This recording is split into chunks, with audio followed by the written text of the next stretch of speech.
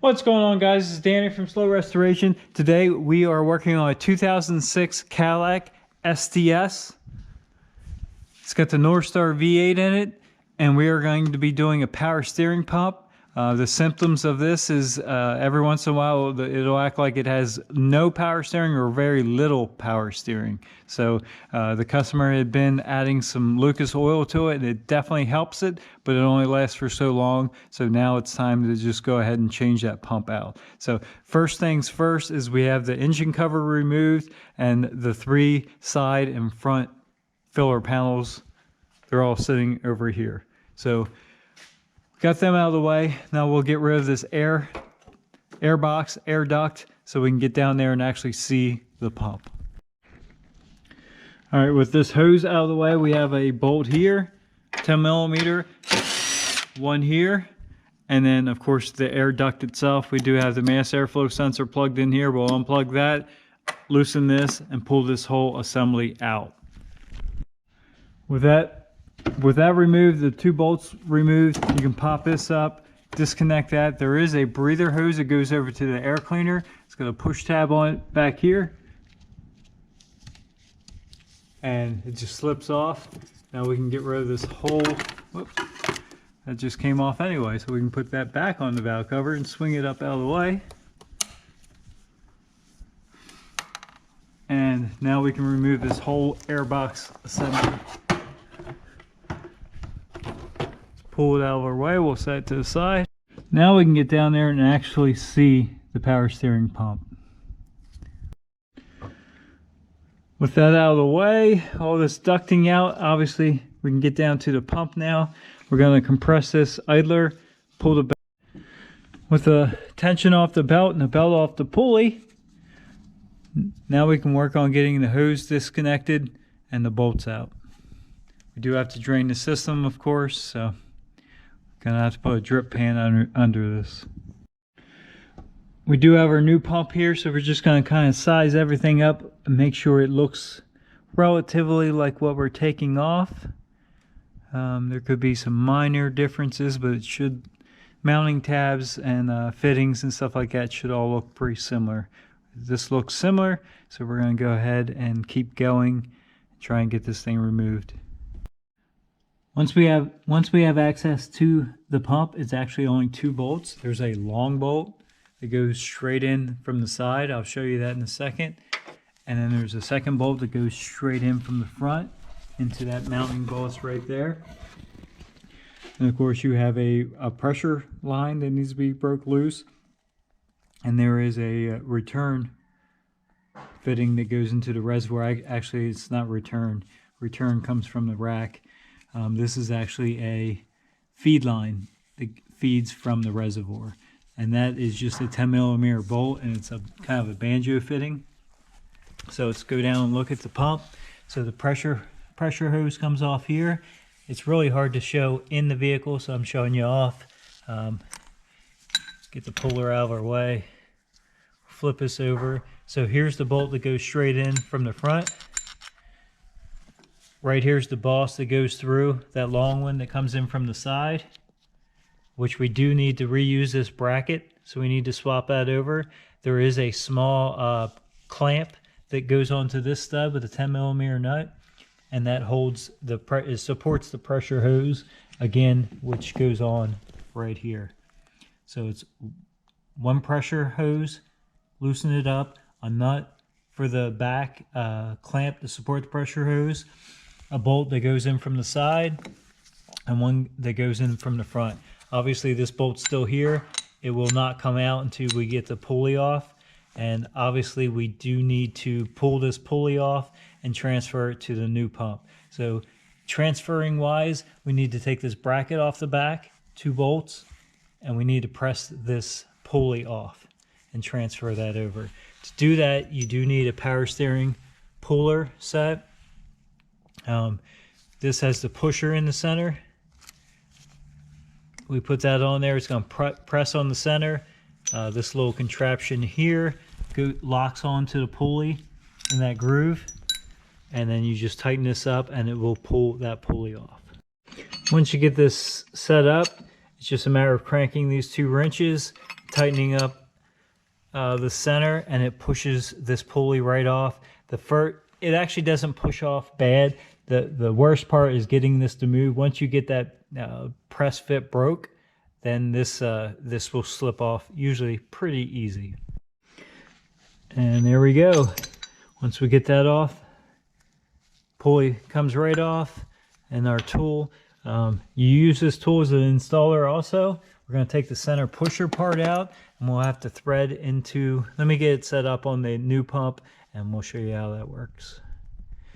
One thing we don't want to forget though is swap that bolt over. Since that does not come out with the pulley on, we need to put that into the new pump before we put that pulley on, or we're stuck again. Drop our old bolt into the new pump, and we'll prep this to go on there. We'll make sure that's nice and clean. Make sure the shaft's clean. First thing we need to do though is find the right piece here that threads into that. That's not it. And there we go. That threads into there. We'll thread that all the way down. And then this piece will thread on there also after we get the pulley. This does have a bearing inside of it, which aids in pressing that on, less friction. Let me get it set up, and it's just a matter of kind of the same as taking it off, tightening those two bolts up. Actually tightening this up on that center bolt. All right, so we have this set up. Obviously we have that center piece in there. We have this bolt tightened down onto that. We have our pulley dropped on. Make sure you have it on the right direction. The groove needs to go out facing towards you. And then we have this with the bearing, and we will tighten this up, and it will press that right back on that shaft.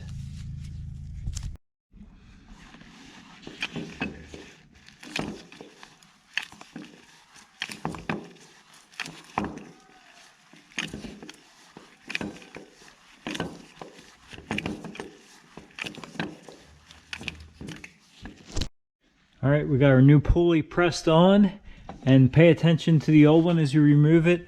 As you can see, there was a little bit of shaft sticking out, and that's exactly the way we put it back. We should be good with that. We got our bolt in there because, again, we can't get it in there after the pulley's on. Got that on, got the pulley transferred over. Now the only thing we have left to do is transfer this bracket. So we have a bolt there, a bolt there. It appears to be 13 millimeter. We'll get that transferred over, and we can get reinstalling this pump. All right, so there is in fact 3 bolts to hold this bracket on, as you can see. So we have that off. We'll set it aside, and we will flip the new pump around. And as you can see, 1, 2, 3. So we'll make sure this bracket's cleaned off so it sits flat, and we'll bolt that back on. All right, we got this bracket swapped back over. It's on the correct way. It actually only goes on one way because of the bolt pattern. But we have that on there. So I guess we're ready to throw this back in the car. We'll pop these plugs out and plug this old pump out. There is a core charge on this, so we don't need these. We'll pop these in there to keep that thing from leaking anymore. And we'll get this new pump thrown back in the car and get the assembly process started. One thing we can't forget also, we have the pressure line here. We did get new O-rings, one for the pressure line and one for the feed line on that banjo fitting. So for right now, we're going to swap that pressure fitting off. We can get this one after the pump's installed so it doesn't get damaged, but we'll just grab a hold of that and pull that off. Might need a small pick to get that, which it feels like I can't get it. So we'll get that swapped over and drop that pump down in place and start bolting it back up. We have the pump slid back down in place. It actually falls kind of right in place with just a little bit of wiggling. There's plenty of room through there. So we have it dropped in place, rotated around correctly, and we slid this clamp back on. We still have to put the nut on and tighten it up there. It's a 10 millimeter nut. We did start our pressure hose, of course, with that new O-ring. you definitely want to lube that O-ring just slightly. And then we got it finger tight. We'll rotate it around so we can get this tight. We'll snug this up, and we'll start that bolt, and then we'll finish tightening the pressure line, and then we'll be ready to move around to that back bolt, and we'll go ahead and tighten this up, and then at that point, well, let's get that done. We'll go from there. Once you swap the O-ring over on this banjo bolt, it's just a matter of pushing it down there and seating it in its spot. And then you just take this small 10mm bolt, tighten it up right there, and that completes the installation of the pump. We do have to put our belt back on, of course, make sure it's routed correctly, and then we'll top it off with fluid, and we'll go ahead and fire it up and bleed the air out. Drop our air box back down in there and get everything hooked back up. We have a bolt here, a bolt here. There's a clip at the bottom, kind of just pops in, and of course our air tube here. And don't forget to reconnect this vent.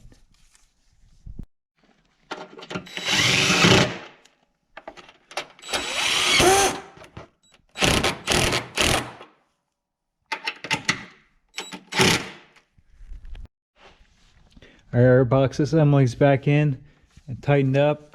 Again, we have that vent tube hooked up. We'll flop our coolant hose back over. It snaps in there, and we do still have to plug in, here it is, our mass airflow sensor. There it is. Now with the power steering reservoir topped off, it's time to start it up and check for leaks and bleed the system out. The easiest way to do that is we'll put it up on the lift and put no pressure on, just turn lock to lock back and forth a couple times, and it'll just bleed itself out.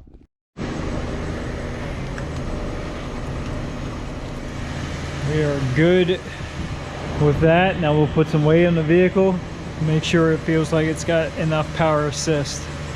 We're also going to recheck. Since we did that, we'll recheck, make sure we still have enough fluid in there. We seem good now. Put that back on. We are good to go with that. This actually pops in here. Some of this stuff was not in the correct place when we took it apart, so someone's definitely been into here before. We have that popped in. The only thing left, final thing to do, is pop all the covers back on, and they just kind of snap in. They got a couple of twist tabs. Other than that, we are good to go. Make sure this stays topped off for a little bit, and enjoy your power steering. Thanks for tuning in. Have a good day.